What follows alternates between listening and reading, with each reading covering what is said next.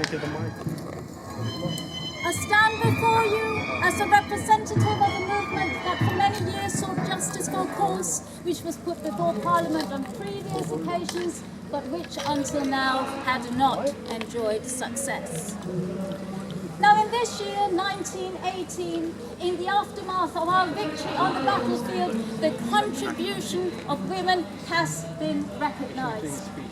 Both the war and the Suffragette campaign have demanded sacrifice, suffering and a constant, unyielding effort. It is a source of pride to me that I have played a small part in both. I was born within a stone's throw of Buckingham Palace. The summer of 1876 was, I'm told, much like an Indian summer.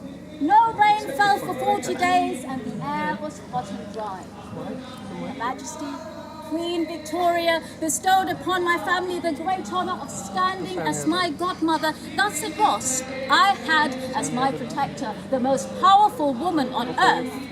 Not just a queen, but an empress upon whose vast territories the sun never set. Amongst those territories was the Punjab, the land which my father, Maharaja Duleep Singh, had briefly ruled.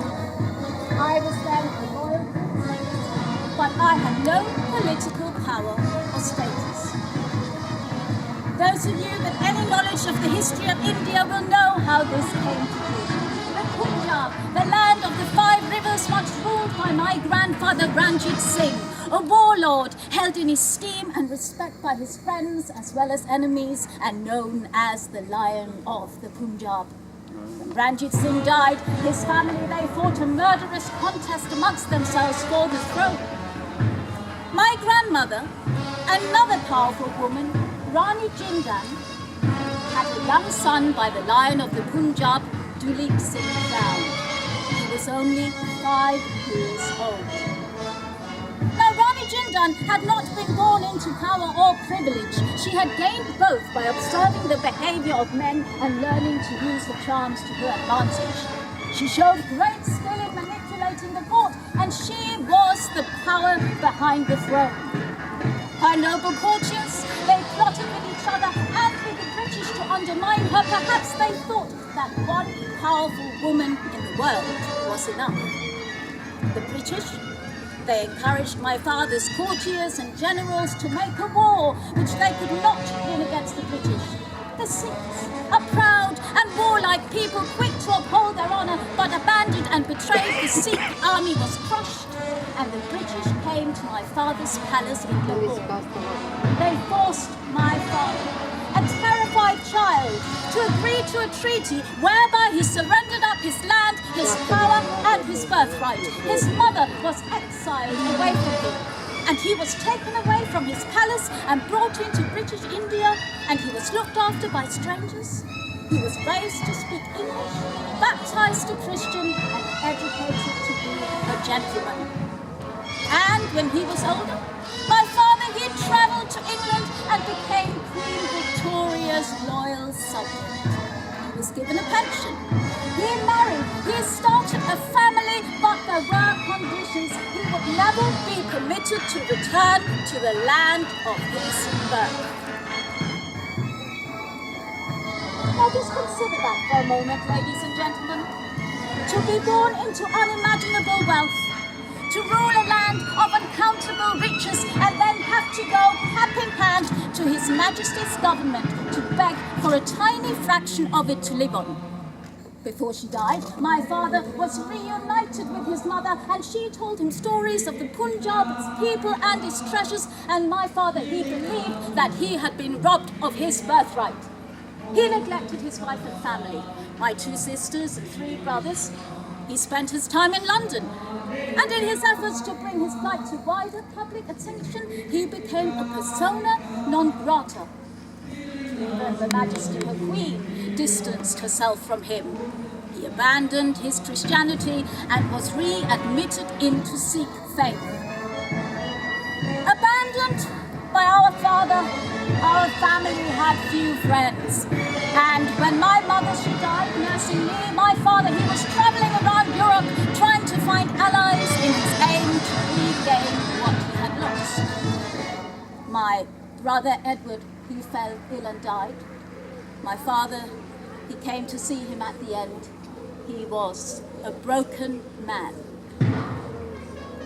I was 17 when my father, who died in Paris, and he was buried in his former estate in England. Now, can you all hear me?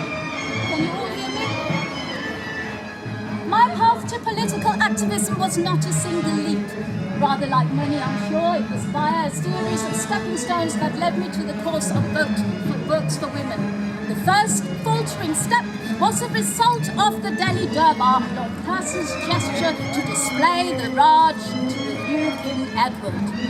Now, my sisters and I, we had applied for passes, but apparently our requests were lost until it was too late to provide us with suitable accommodation. Now, we took this to mean that we were not denied the right to travel, and so we set off. But when we reached Delhi, we were snubbed and ignored by the authorities. However, this suited us well enough. We had other plans, and we journeyed north to our ancestral homelands, the kingdom of the Sikhs, and we were amazed to find that our family was still held in high esteem. We had former servants to my father. We learnt of the Raj and how Punjabi nationalists were agitating for radical reform in government. Across India, as the Durbar festivities saw an endless parade of wealth and opulence, others were calling for the right to participate in the political life of their birthplace. Now, I was a royal Indian princess with no political status in India, and in England, I was a woman with no political status. Now, I found this to be a great injustice. If I had to be subject to the laws of the land, surely I had the right in determining who should make those laws. I joined the WSPU and I became an ardent supporter of Votes for Women, and I took my commitment more seriously than anything else in my life. Suffragettes became my new friends and family, and I was a devoted sister. I raised money, I held at homes, I did everything I could to help the cause. I even used my limited celebrity status as a royal Indian princess to help others to join the WSPU. And I met with Mrs. Pankhurst and other leading suffragettes, and I delighted in being the royal rebel. Good for you, On girl. Friday, November 18th, 1910, I was in the company of Mrs. Pankhurst at Paxton Hall. It was our intention to march to Parliament as it opened, and I walked side by side with her all the way to Parliament Square. We gave no threats, we broke no laws, made no reason to be stopped, and yet the police responded to us with such brutality, completely out of balance with the situation. We were thrown to the ground repeatedly and treated with such severity we had never experienced before. The police, they rode at us with their horses, and I managed to grab hold of the reins, and I would not let go. One policeman, he grabbed my arm and he twisted it round and round until I could feel the bone almost breaking. Subsequent letters of complaint were ignored. In 1911, I attacked the Prime Minister's car as he made his way to Parliament for the new King's speech. I was arrested, but not charged. I deliberately spoiled my senses for it. I did everything I could to confront the authorities. I was taken to court for non-payment of dog licenses. The only thing I would not do was give speeches. I would rather stand in the cold outside of Hampton Court Palace selling the Suffragette newspaper. Like my father had been, I was put under observation by government agents. I was in the dock again in 1913 for non-payment of taxes. The newspapers, they recorded my words at court. I am not much of a public speaker, so I thought I should read them too.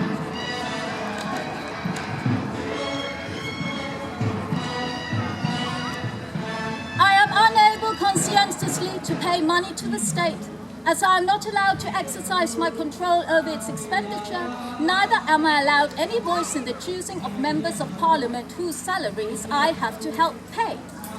This is very unjustified. When the women of England are enfranchised and the state acknowledges me as a citizen, I shall of course pay my share willingly towards its upkeep. If I am not a fit person for the purposes of representation, why should I be a fit person for taxation? That's true. Bravo! I was fined £12 and 10 shillings and told to pay by January 1914. And when I did not, the bailiffs, they came to Faraday House, and for the second time my jewellery was taken away from me to be sold at public auction to cover my debts, and for the second time it was purchased by loyal friends and returned to me. I was arrested at a demonstration later in the year, but unlike my fellow suffragettes, I was not imprisoned. The scandal of a royal princess, goddaughter to Queen Victoria, confined to a cell in Holloway would have been too much. I never had the chance to see if I would have stood the test of rough prison clothing or prison diet, or if I would have been strong enough to refuse to eat and be force-fed. At the height of the battle for the vote, Europe was plunged into war. Young men from England, Scotland, Wales and Ireland, they joined the queues of the recruiting officers to be trained to fight. Now, the young men from the Sikh kingdom, they also wanted to show their loyalty and prowess. The 3rd Lahore Division, they left India and set to the battlefield in France, and by Christmas of that year, the first casualties were sent to a special hospital in Brighton. Now, it was not just men who flocked to do their duty.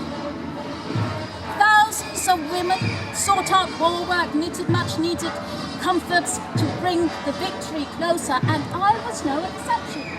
I raised funds for wounded Indian soldiers, however that was not enough for me.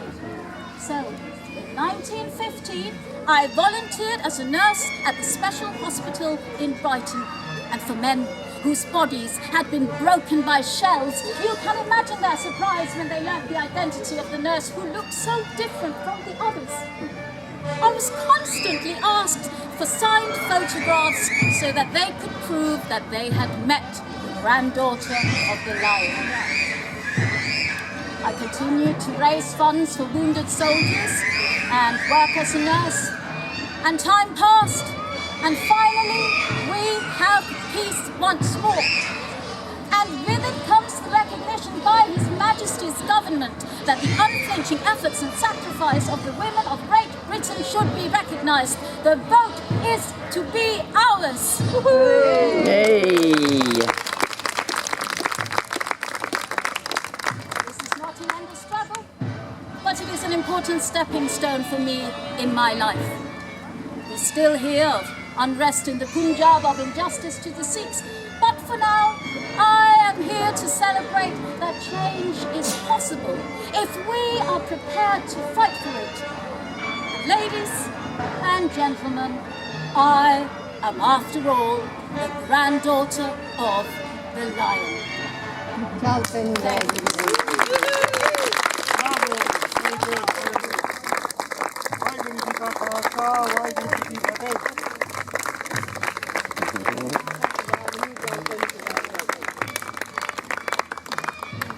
Well done, thank you very much. Now we have another storyteller with us today. We have Sarah Brady, who's going to talk about Thomas Paine. So, Sarah.